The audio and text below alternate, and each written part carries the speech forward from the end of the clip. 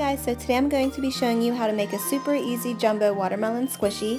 So the things you'll need are parchment paper, some puffy paint in the colors green, pink, and black. You could also use red instead of pink if you'd like, but I really like this bright pink color that I had.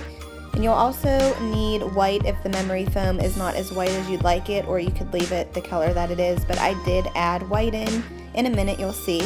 Some toothpicks are optional, and you need scissors to cut out the shape, which Alea had already cut out the shape and painted it something completely different, and I remade it pretty much. So you'll need to cut out the shape of a watermelon and cut the edges around it. And as I showed you a second ago, a rag is optional, and you'll need some paintbrushes.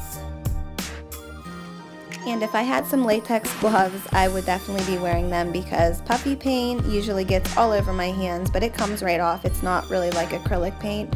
So you're going to be using the green puffy paint for the bottom of the squishy and kind of like around the edges. And then the pink around the place that I just showed you guys, and the black will be for the seeds of the watermelon.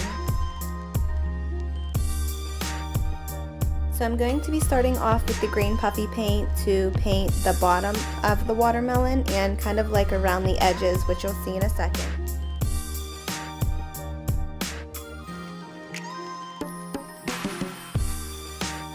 So I moved the toothpicks out of the way. I did not use them, like I said, they're optional. To me, using toothpicks is harder because I'm not that artistic, so you'll see in the end exactly how I do the seeds.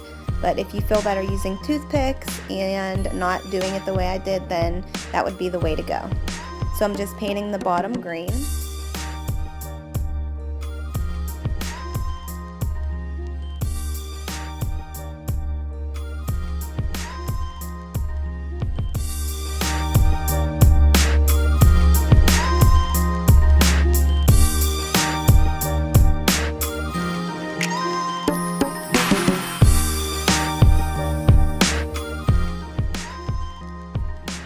So once I'm done painting the bottom and the bottom edges green, I go ahead and do the next layer white. Like I said, you don't absolutely need the white paint. You could leave it the color of the memory foam if you don't have white paint.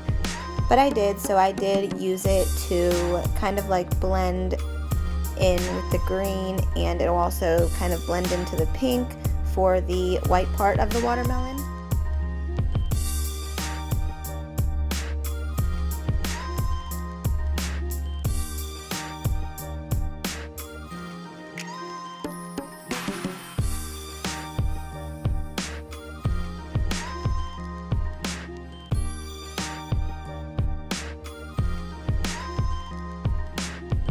So when I'm done painting the strip of white, I will go ahead and paint the rest of the watermelon pink, or if you would rather do it red or a different color pink, you can do that as well.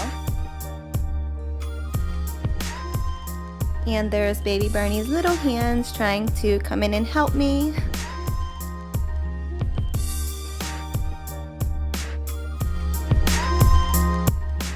So basically what you want to do is kind of blend the colors around the edges, like the green with the white and the white with the pink, just so it looks realistic, like a real watermelon. I tried the best that I could. Of course it's not perfect, but just like a real watermelon, I tried to blend them so it looks as realistic as possible.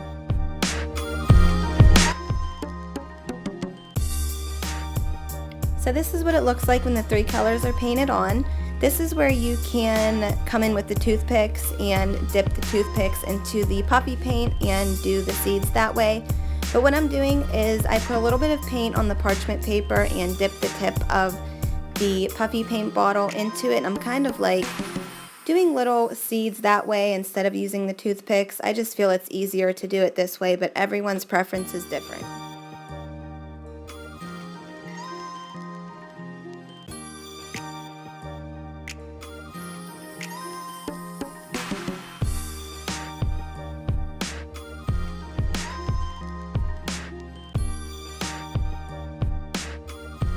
So once you are done with the first side, you can let that dry for a little bit, and then you can turn the watermelon over to the other side and do the seeds the same way that I did them here.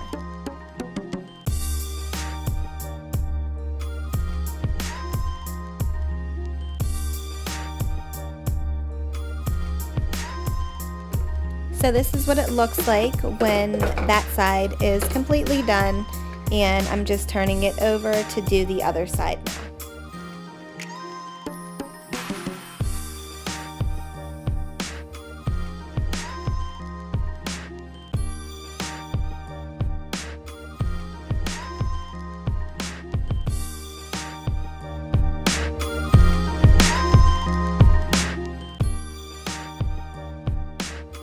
So I'm just showing you guys how squishy it is. It's very squishy, very soft still. The more paint that you put on it, the squishier and softer it'll be.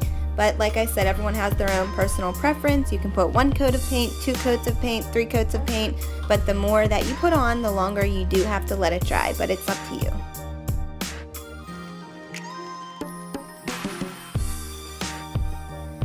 So this is the finished product, the final look of the watermelon. You could also, if you're very creative, you could do also the same thing with like a bite taken out of it.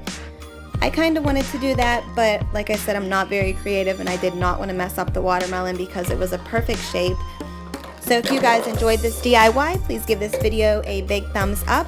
I always read the comments below, so if you guys have any other suggestions, leave them below. I do have a lot to do. I have a list and I am definitely paying attention to everyone's suggestions. Thank you guys so much for watching, and I will see you guys on my next video.